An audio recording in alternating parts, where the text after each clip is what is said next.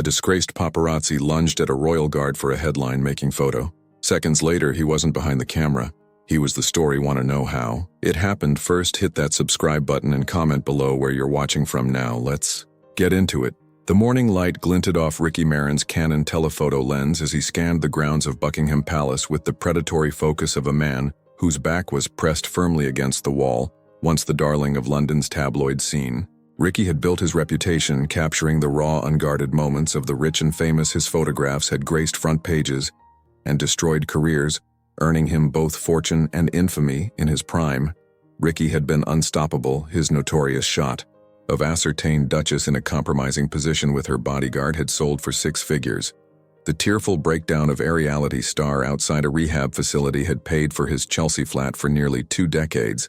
Photo editors had taken his calls at any hour, desperate for whatever explosive image he'd managed to capture.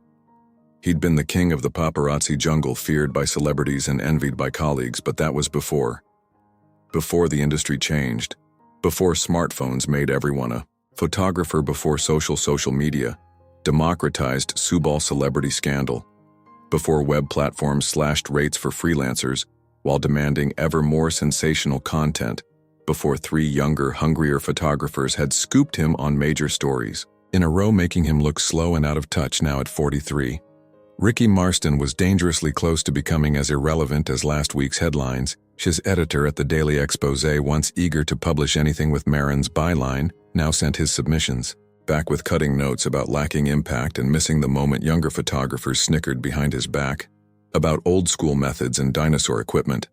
The whispers in media circles suggested Ricky Marin was finished, a relic of tabloid glory days that would never return. "Move," he growled, shoving past a younger photographer whose press credentials still had that fresh, increased look. The kid stumbled backward, ming something about professional courtesy. Ricky had left courtesy behind 3 rejected submissions ago. This morning's editor's email still burned in his mind. "These aren't cutting it anymore. Marin, we need exclusive, compelling material. Not the same tired shots every other freelancer is shopping around." His rent was 2 months overdue. His camera equipment, once top of the line, was now outdated. The online publication that had once paid him 5 figures for exclusive shots now offered insultingly low rate, citing changing market conditions. He needed something spectacular, something that would put Ricky Marin back on every photo editor's speed dial.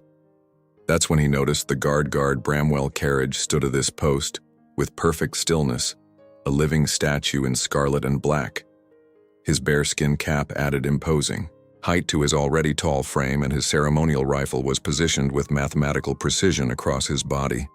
To Ricky, he was simply an obstacle, another royal decoration blocking what could be his perfect shot, his redemption, his ticket back to relevance. Bloody toy soldiers, Ricky muttered, eyeing the guard's immaculate uniform with undisguised contempt, standing around like mannequins while the real work happens around them.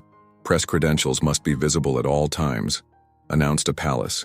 Presley Alice, an appetite woman whose polite smile didn't quite reach her eyes, and "Please remain behind the designated barriers." Ricky ignored her, deliberately obscuring his press pass as he edged closer to the restricted area.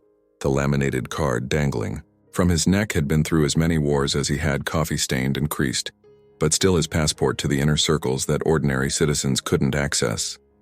"Sir," the liaison called out, this time directly addressing him. "You need to step back. Behind the line. Been covering the royals since before you were born, love," Ricky replied without looking at her, his London accent thickening with deliberate condescension.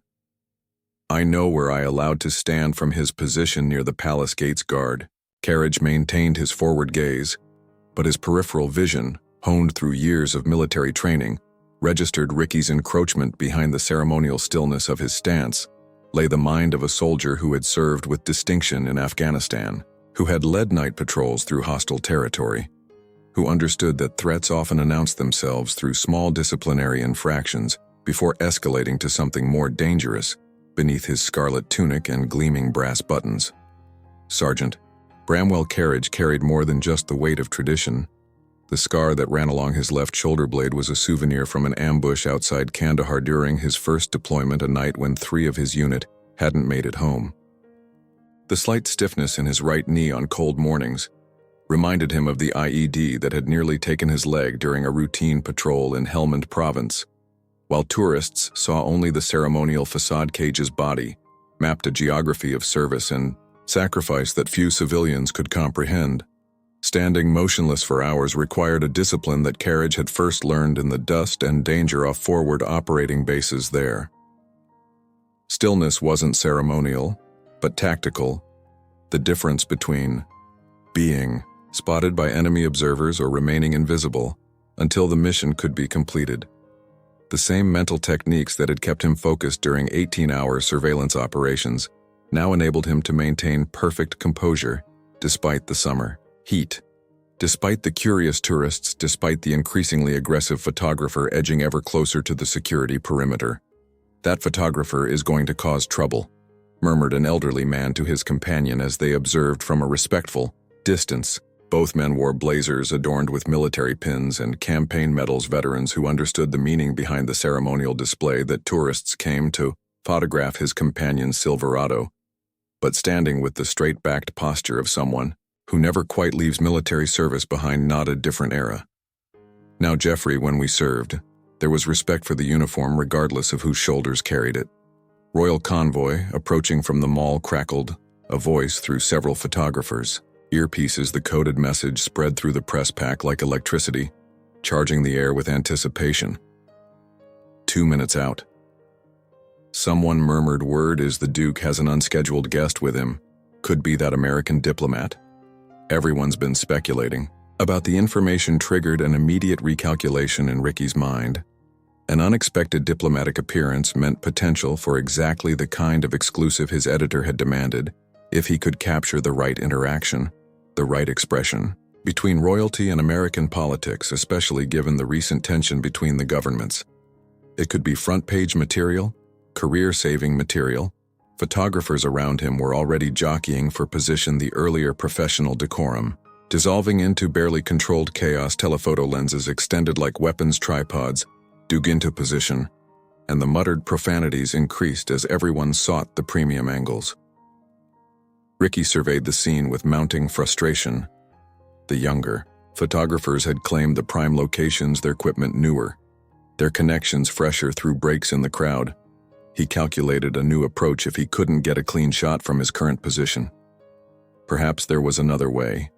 His gaze fixed on a spot that would give him the perfect angle on the palace entrance, a spot currently occupied by guard, carriage 2C car motorcade.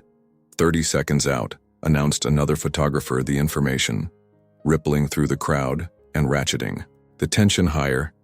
Ricky made his decision rules, boundaries, and respect for tradition.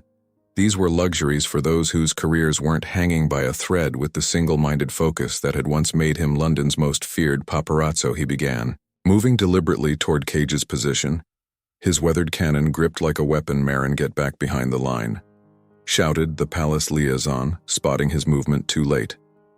The royal motorcades approached, sent a visible wave of excitement through the gathering security personnel. Straightened photographers raised their cameras in anticipation, and the murmur of speculation grew louder. Through the palace gates, the first glimpse of polished black vehicles appeared, their diplomatic flag snapping crisply in the morning breeze. For Ricky, time seemed to compress into a single critical moment. His experienced eye assessed the approaching vehicles, the angle of the sun, the positioning of the other photographers, and the immovable obstacle of guard carriage, whose ceremonial post stood directly between him and what could be the most important photograph of his career move. He growled under his breath, his frustration crystallizing into anger. Just bloody move. But Carriage remained perfectly still, his ceremonial duty unaffected by the growing chaos around him. His bearskin cap cast a shadow across his disciplined features, eyes fixed forward with the focus that had once kept him alive during night patrols in Helmand Province. The first car in the motorcade slowed as it approached the palace entrance. Through the tinted windows, shadowy figures were just becoming visible, figures that could represent Ricky's last chance at professional salvation, but his angle was wrong. His position compromised by the younger photographers who had claimed the prime spots hours earlier. Damn it, Ricky hissed, desperation overwhelming his judgment. The second car, the one most likely carrying the rumored American diplomat, was now pulling up. Seconds remained before the moment would be lost forever. In that instant, something in Ricky snapped. Years of declining fortunes, of watching younger photographers overtake him of battling the relentless tide of technological change that had eroded his once lucrative niche. All of it converged into a single reckless decision. Out of my way, he muttered. And with the practice speed that had once made him the most feared paparazzo in London, he lunged forward, deliberately driving his shoulder into guard carriage with enough force to displace him from his post. The impact was more violent than the gathered crowd expected. Carriage, despite his solid build, was caught by surprise, not by the act itself, which his peripheral awareness had tracked, but by the sheer disregard. It represented his ceremonial rifle nearly slipped from his white-gloved hands as he took a half-step sideways, his polished boot scraping against the gravel.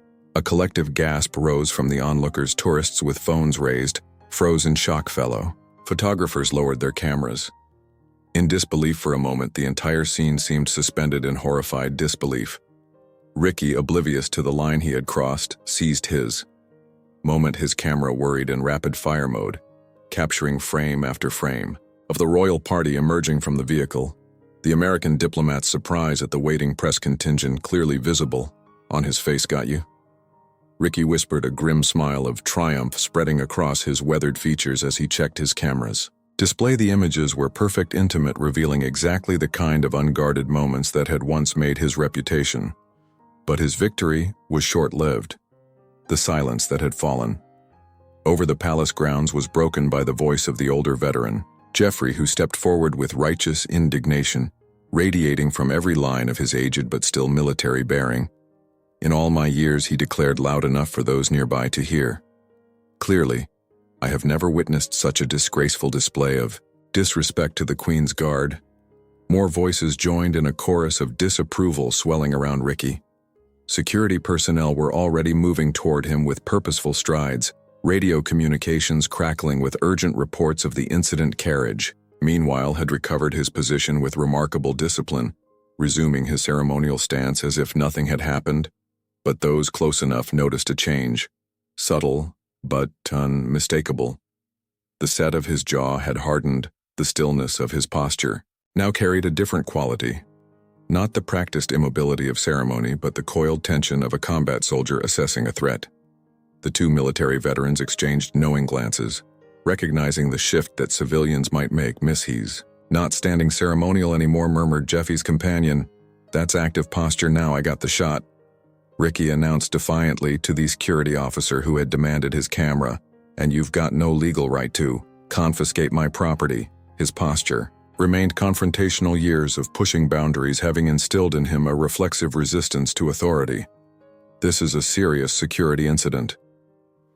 Mr. Marin, the officer replied, his voice level but carrying unmistakable gravity that wasn't some mannequin. You shoved. That was an active duty soldier performing his assigned duties. Ricky scoffed, still riding the adrenaline high of capturing what he believed were career-saving images. Come off it. These guards are tourist attractions. Living statues. Don't pretend he's some frontline soldier just because he's wearing a fancy hat from the edge of the security perimeter. Geoffrey stepped forward, his campaign medals catching the morning light. That fancy hat, as you call it, he said each word precisely, enunciated with controlled anger, is a bearskin cap awarded to the Grenadier Guards for their courage at the Battle of Waterloo. It's not costume, sir. It's a battle honor. Throughout this exchange, Guard Carriage maintained his post with extraordinary discipline, though he had resumed his ceremonial stance with perfect precision. Close observers might have noticed subtle changes in his bearing, his posture. Always regulation perfect, now carried the unmistakable tension of a soldier in assessment mode. A distinguished officer in the full-dress uniform of the Grenadier Guards approached with measured steps. Captain Montgomery, the guard commander, had been alerted to the incident and had come to personally assess the situation his presence caused. A ripple of recognition through the gathered veterans and military-aware onlookers report. He said simply as he raked the security personnel surrounding Ricky. The single word carried the expectation of immediate comprehensive information. Physical assault on Guard Carriage during royal arrival. Sir The lead security officer responded crisply.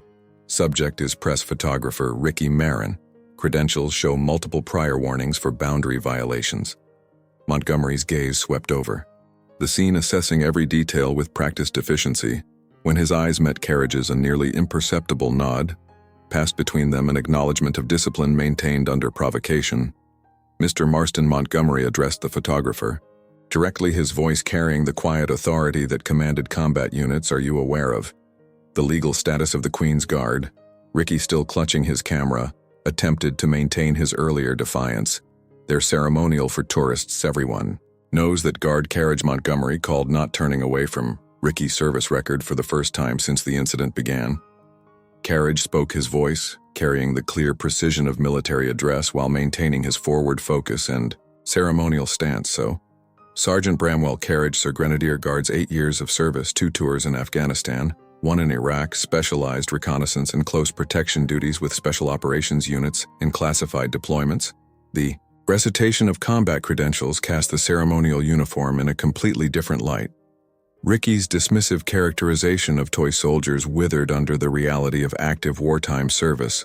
Montgomery, considered for a moment, then turned his attention to Ricky, whose earlier bravado had given way to growing apprehension. Your press credentials, Mr. Marin, he stated, not asked. After a brief conversation with Carriage, Montgomery returned to the center of the security perimeter. His bearing had shifted subtly, carrying the formal weight of official declaration under standard protocol. He announced physical interference with a Queen's Guard, his grounds for immediate arrest and potential military charges. He paused, letting the seriousness of the situation register. However, in consultation with Guard Carriage, we have determined that an educational approach may be more appropriate in this instance. Guard Carriage, Montgomery announced with formal precision. You have permission to break ceremonial stance and address the situation directly. A ripple of shock ran through those who understood the significance of this directive. The Queen's Guard breaking ceremonial stance was extraordinarily rare, permitted only in cases of emergency. Direct threat or specific command authorization. Back at his post, Guard Carriage remained motionless for 3 perfect seconds, long enough for the weight of protocol to be acknowledged. Then, with a precision that spoke of thousands of hours of drill practice, his right boot stamped once on the gravel, the sound cracking through the morning air like a gunshot. The stamp of Cage's boot echoed across the palace grounds, punctuating the moment when ceremony gave way to something more profound with military precision. He pivoted 90 degrees, facing Ricky Marin directly. The movement was not the theatrical gesture tourists hoped to provoke, but the disciplined turn of a soldier addressing a situation. Under orders, attention. Cage's voice carried the parade ground authority of a combat veteran, causing several former military members in the crowd to instinctively straighten their posture when he took 3 measured steps forward. His movements reflected not the stiff ceremonial march tourists came to photograph, but the controlled approach of an infantry soldier who had navigated combat zones.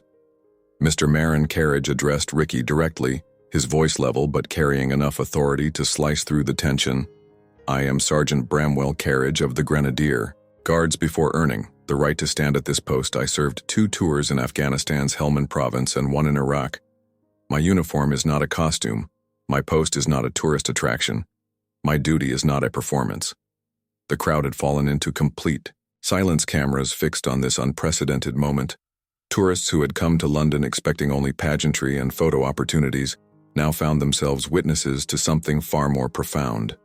A rare glimpse behind the ceremonial curtain to the warrior spirit that animated it. American visitors who moments earlier had been posing for light-hearted selfies now stood transfixed, many instinctively straightening their posture in the presence of authentic military bearing. A Japanese tour group that had been chattering excitedly fell into respectful silence, their guide translating in hushed tones. Even the children in the crowd seemed to sense the gravity of the moment, their usual restlessness replaced by wide-eyed attention.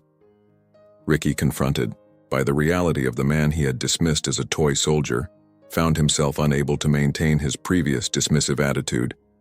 The hard shell of cynicism that had been his professional armor for decades began to crack under the weight of Carriage. Authoritative presence. For the first time in years, Ricky Marin found himself without a snappy retort or defensive deflection. The cold reality of what he had done, physically assaulting an active duty soldier, began to penetrate. The self-justifying narrative he'd constructed, the barrack skin cap you mocked, Carriage continued, was earned by my regiment at the Battle of Waterloo, where the Grenadier Guards broke Napoleon's Imperial Guard. We have worn it ever since, not as decoration, but as a battle honor. He gestured to his scarlet tunic with a white-gloved hand. This uniform has been worn by soldiers defending Britain since 1656. Every button, every stripe, every piece of brass represents history, written in blood and sacrifice. While I stand ceremonial duty, here Carriage continued, 23 of my fellow guardsmen are currently deployed in active combat zones. 4 are serving, with special operations units in locations I am not at liberty to disclose. Last month, we buried Lance Corporal Edward Hayes after an IED attack took his life during his 3rd tour of duty. The personalization of military service, the naming of a fallen comrades, and a visible ripple through the gathering. This was no longer an abstract discussion about protocol, but a window into the very real sacrifices behind the ceremonial facade 3 years ago. Carriage said, his voice sedate, but carrying undeniable emotion. I carried Private Thomas Wilson for 2 miles after our patrol was ambushed. He'd taken shrapnel protecting our unit's interpreter. He now stands guard at Windsor Castle, having earned that honor through blood and courage that you casually dismissed as play-acting. Ricky's camera, which he had clutched throughout the confrontation like a talisman, now hung limply at his side. The shots he had sacrificed his professional reputation to capture seemed increasingly hollow against the weight of Cage's reality. What you see as ceremonial is merely the visible face of active duty. Carriage explained, his educational tone making the rebuke all the more powerful. When are not standing guard here, we train in counter-terrorism, close prot, and urban warfare. Many of us have faced more danger in combat than most civilians will encounter in a lifetime. Colonel Blackwood stepped forward, adding context that further illuminated the depth of tradition being defended. Every guardsman, he explained, to the gathered crowd must meet combat infantry standards before they can even be considered for ceremonial duty. The precision you see in their drill movements comes from the same discipline that keeps soldiers alive in war zones. Carriage acknowledged the veterans with a respectful nod before returning his attention to Ricky. You physically assaulted a serving soldier to get your photograph, Mr. Moronin, doing so you demonstrated profound disrespect, not just for me, but for every man and woman wearing this uniform, including those currently in harm's way. The gathered press photographers who had been documenting the entire exchange captured the stark contrast between Cage's disciplined bearing and Ricky's increasingly diminished posture. I understand professional pressure. Carriage continued, his tone shifting slightly towards something almost resembling empathy. In Helmand, we operated under pressures you cannot imagine, but we maintained discipline and respect for our mission. Regardless of those pressures, that is what separates professionals from opportunists. The pointed comparison landed with visible impact. Ricky's expression reflected the dawning realization that his career might well be over. Not because he had lost access to royal photo opportunities, but because he had revealed a character that his profession would no longer tolerate. Your photographs were taken through the commission of an assault on a serving member of Her Majesty's Armed Forces. Carriage stated with military precision. They represent not journalistic achievement, but a failure to understand the basic respect due to those in uniform, faced with the full weight of what he had done. Not just breaking protocol, but assaulting a combat veteran. Not just seeking a photograph, but disrespecting a tradition of service and sacrifice. Ricky finally found words, though they emerged with difficulty. I didn't understand, he admitted, the swagger gone from his voice. I've been covering royal events for 20 years, and never thought about what the uniform really means. That, Carriage responded with quiet authority, is precisely the problem. Your press credentials have been permanently revoked at all royal residencies and events, announced the senior security officer, his tone leaving no room for appeal.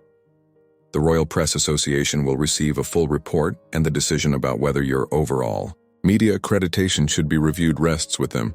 The reality of his situation was finally penetrating Ricky's professional armor. Not only had he lost access to the royal events that had been his bread and butter, but the manner of that loss would follow him throughout the industry.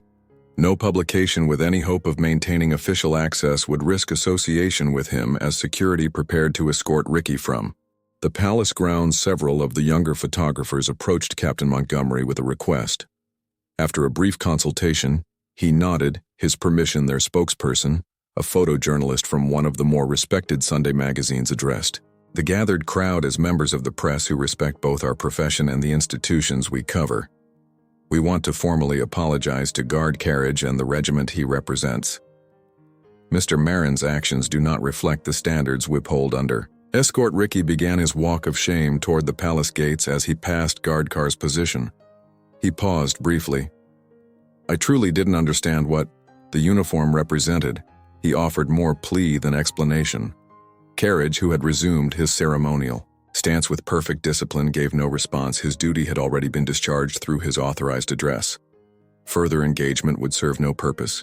His silent vigilance now spoke volumes more than any additional words could convey as the disgraced photographer disappeared through the gates. Colonel Blackwood approached Captain Montgomery. Their exchange, though brief, carried the mutual respect of men dedicated to the same traditions of service. Your guard conducted himself with exemplary restraint and professionalism. Blackwood observed, in my day the response might have been more direct. Montgomery allowed himself a Asmal smile. The physical requirements for guard duty haven't changed, Colonel. But we found that in today's environment, the ability to educate is sometimes more valuable than the ability to intimidate. With Ricky's departure, a subtle transformation occurred among the gathered tourists. What had begun as casual curiosity about ceremonial pageantry had deepened into genuine appreciation for the reality behind that tradition. Parents could be overheard explaining to their children that the guards were real soldiers, not decorative figures. Visitors who had earlier posed for light-hearted photos now stood at a respectful distance, observing with newfound understanding. The front pages that Ricky had so desperately sought to claim would indeed feature photographs from this morning at Buckingham Palace, but they would tell a very different story than he had intended, one about respect, tradition, and the reality behind ceremonial duty that two men had forgotten. If this story made you think differently about the Royal Guards, give this video a like and share it with someone who might appreciate a deeper understanding of what these guards truly represent beyond their ceremonial appearance. Don't forget to subscribe to our channel for more powerful stories about tradition, respect, and honor. Hit that bell icon to be notified when we upload new content. Every Monday, Wednesday, and Friday. Have you ever witnessed an encounter where someone showed profound disrespect toward a ceremonial tradition?